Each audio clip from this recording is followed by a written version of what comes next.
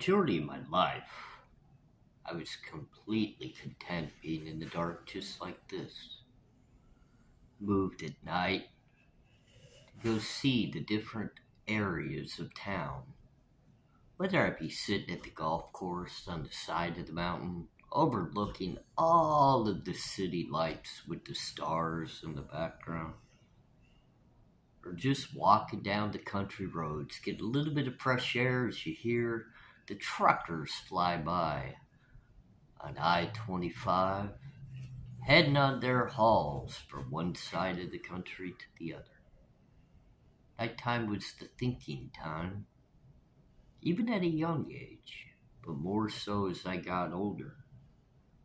As I laid in my prison cell, really the only relief to get myself outside of those walls, outside that barbed wired fence with the guards holding their guns as we went to rec to play basketball or get our workouts in, was that tiny window just in the back of my cell, just to the side of my writing desk.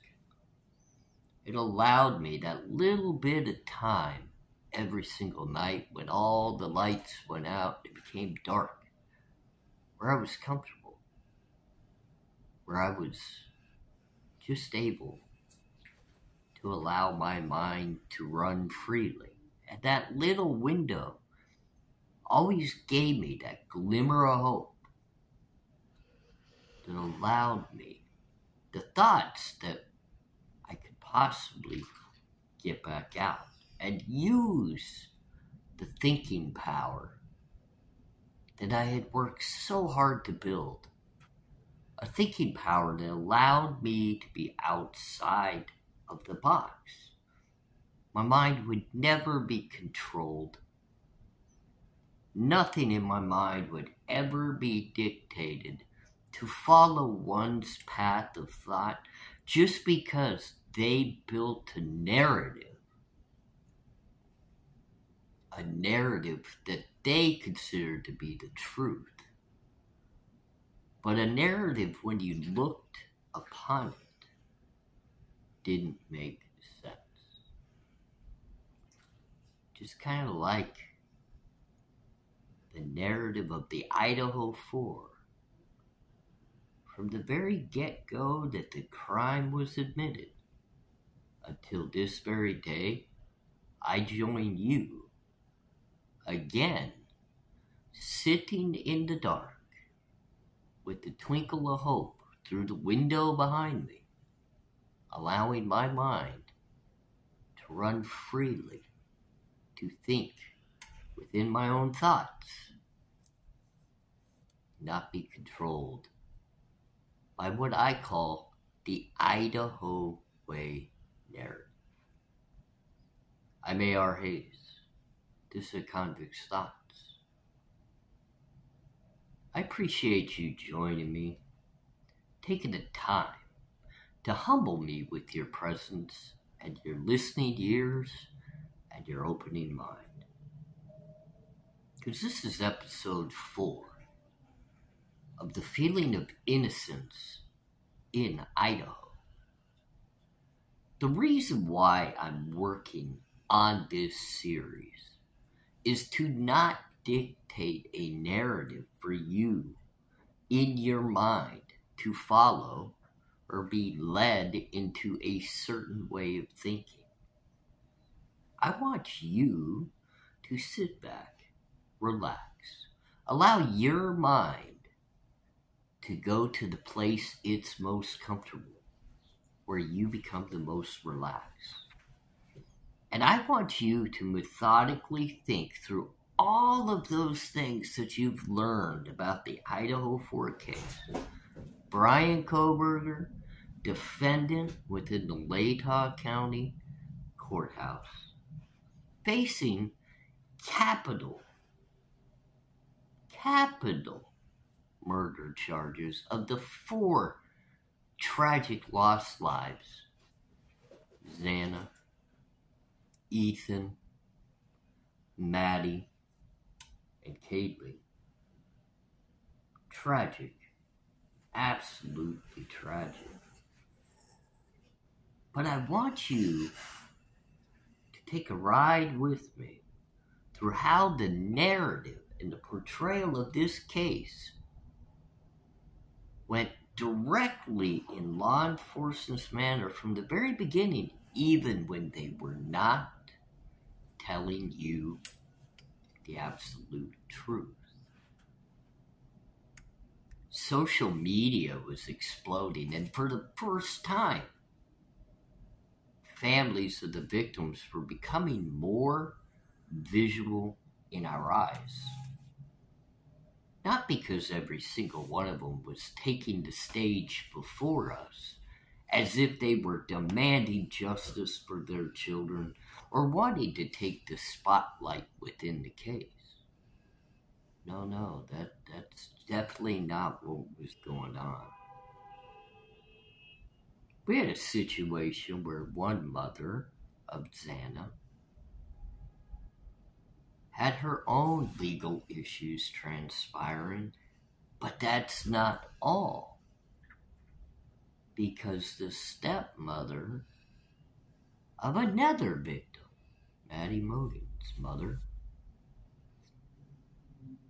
was having her very own issues within the law. They both had been arrested for some very detrimental crimes to society. Not just crimes that affected them themselves, but actually crimes that affected the community.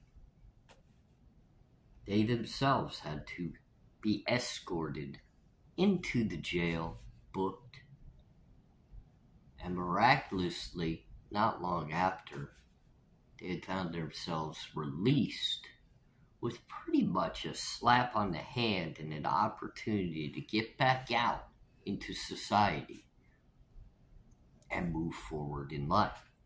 But it was best for them to do it quietly, within the cover of darkness, so nobody could judge them or change the fact that they had just lost very integral parts of their hearts and their family with the daughters that were taken from them.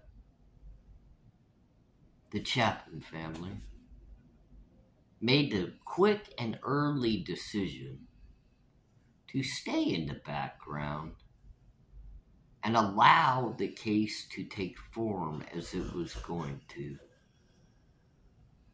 At the end of the day, they would give a few interviews here or there, even writing a book for their son, Ethan, and donating scholarships to the college and other things that would benefit others. In most cases, it would be seen as a way of giving back, giving a part of their son's legacy back. But then, when you really look at it as an overall, it just comes across as a little bit odd to some. I'm not saying to all. I'm just saying to some. But then, there was one last family, the Gonzalez family. The Gonzalez family liked the spotlight. They felt as though they needed to be within it. Their daughter was the light of their hearts. You could see the pain that they were enduring from the loss of Kaylee. And they were going to stand tall. And they were going to demand answers. But while being within that spotlight, they themselves began speaking and releasing information that I believe changed the entire course of how the case would be handled within the courts. At the end of the day, we had platforms that were releasing information about the Idaho 4 in separate and very different ways. mainstream media was building a narrative, rolling down the path of who could have done this crime. It had to be a stalker. Could it possibly be a serial killer, as there were a few attacks that happened just a state over in Oregon, and even some that had possibly happened in Washington and the very state of Idaho? Investigation was taking place. Social media platforms were exploding with everybody talking and searching for the answers. People like myself began really deep diving into the case, as we all had our thoughts and our visions placed upon certain people that we just truly felt had to be involved. The David L's, the David B's, the Jack D's, the Jack S's, the Dylan M's, the Bethany F's.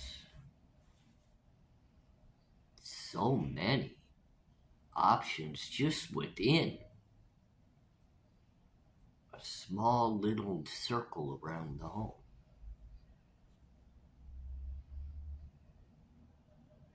All that deep diving was throwing out theories and thoughts, the type of thoughts that you would have to have as you laid in your rack within the penitentiary like I did, after reading discovery after discovery from inmates that were coming onto the yard to call our prison run home for the next lifetime and possibly more.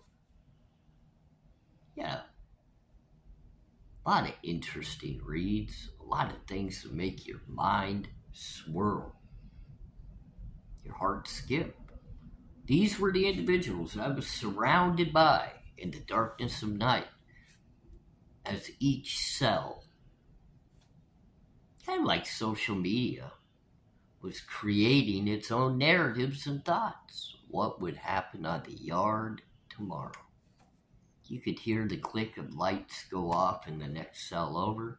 You could hear a group of gentlemen up the hall playing dominoes through their bar cells.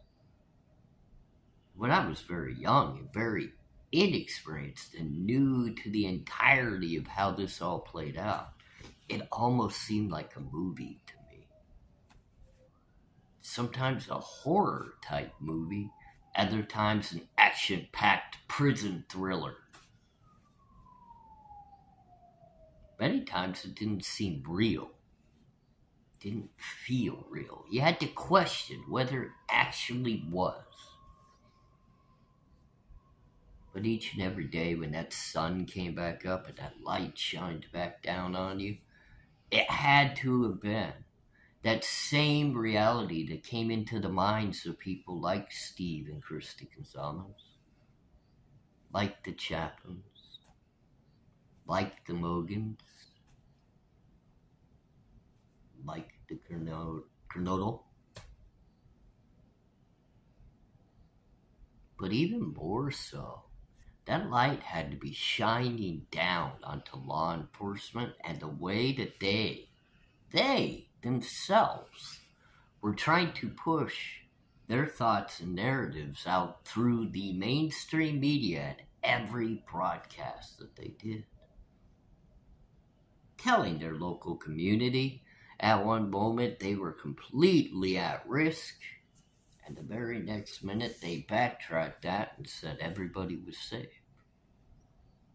So much of a narrative that they were trying to dictate to anybody and everybody willing to watch and listen, that even the time frame, that very time frame that the lives of those 4 individuals were taken and ripped from the earth's fresh air, the cool, brisk air of a Sunday morning that most of us are still sleeping in, getting ready to have that cup of coffee and a great breakfast with our loved ones, run around the house, and even watch our pets play.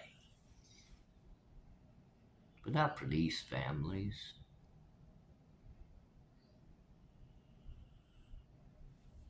The community was so intertwined in listening to these officers' narrative because info just was not being released.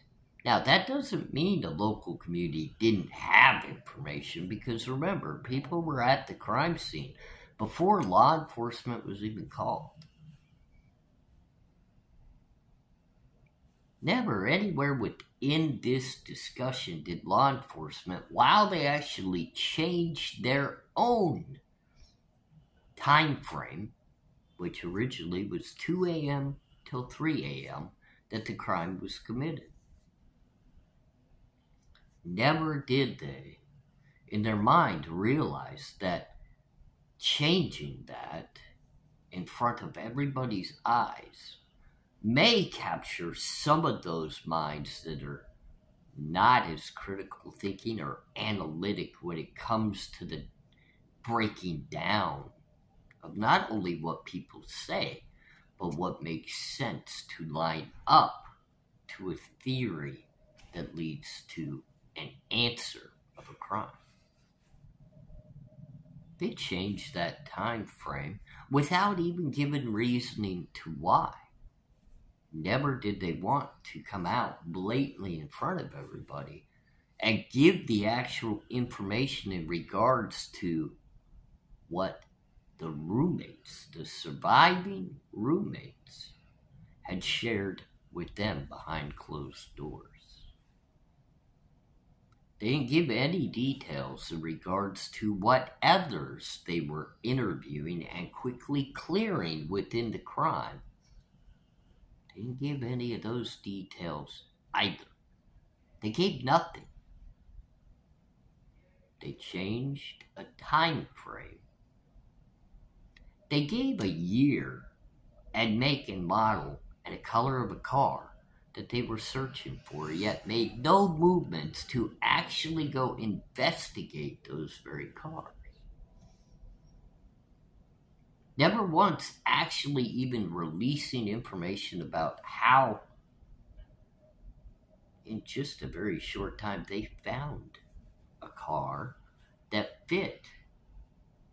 Oh, wait, it actually didn't. Again, another big change within their released information happened not long after the fact. Yeah, those years of that car, not the make, the model, and the color, but the years, miraculously changed. But the key factor that began to become very evident to those who actually were within the light shining on the case, like I am right here, right now, instead of that darkness, which I'm very comfortable in. It's very soothing to me. It's a place I'd like to actually be when I think. So many times I revert back to that very place, and I have a feeling that Steve Gonsalves knows exactly what I mean by the calmness of being out of that spotlight when you think. And then, like me, we step into a very spotlight to speak to all of you. And that's what Steve Gonsalves did. He went on the warpath, not only discussing his daughter and the want for justice, but he started attacking law enforcement within the Idaho for a case, and the lack of transparency, the unwillingness to share info with even him, a determined father searching for justice for his little girl. He was avoided and information was not shared properly with him, except, unfortunately, for an out-of-line phone call from the coroner's office, a medical examiner, giving details of the bodily injuries endured in the loss of life of the daughter to an even younger individual, not even of 18 years old. The description of what that body endured. That's disgusting, ladies and gentlemen. If you think about that, is inexperience and improper handling of that situation by someone that's considered to be a professional within the realm of what they do, their profession. They clearly showed they were not. The Gonzalez, right off the bat, were making statements that many grasped onto as almost as if they were truth, and they were directed directly at something or someone within this case.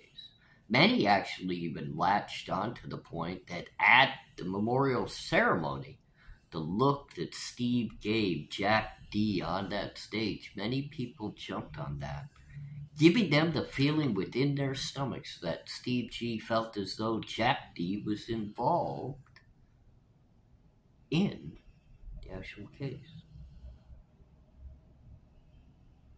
It was hard to watch. You could see a family in pain, but you could also see one that was utilizing the very same mainstream media outlets in a battle between law enforcement and the family to create a different path narrative. And that's their right. That's their right. But it became to a point that it almost felt as if they were not engaging in a hand-in-hand manner to try to solve the case, but they were actually butting heads and becoming a disruption. And I believe at the end of the day, when you really weigh out the factors, the Gonzalez family were part of the reasoning, maybe a much bigger part of the reasoning, why a very strict gag order had to be placed onto the Idaho 4, and the information being released literally became null and void until that very day, that even before it actually happened, the rumblings started to be out there, because that's the way these things happen. That's the way information seeps out through the leaks, that an arrest was about ready to be made in the Idaho 4. Nobody knew who. Nobody knew where. Nobody knew why. Nobody knew a name. But it was all starting to trickle. And pieces were starting to come together. And I relate back to it almost being as if I was laying in the darkness of my cell once again. And I could hear the chirping and the chickling and a little bit of scratching as people were whispering from cell to cell. Because tomorrow, the very next day, there was going to be a war on the yard. There was going to be a big altercation. Something was going down, and you better be ready. And that's the way they almost made it feel in the Idaho 4s.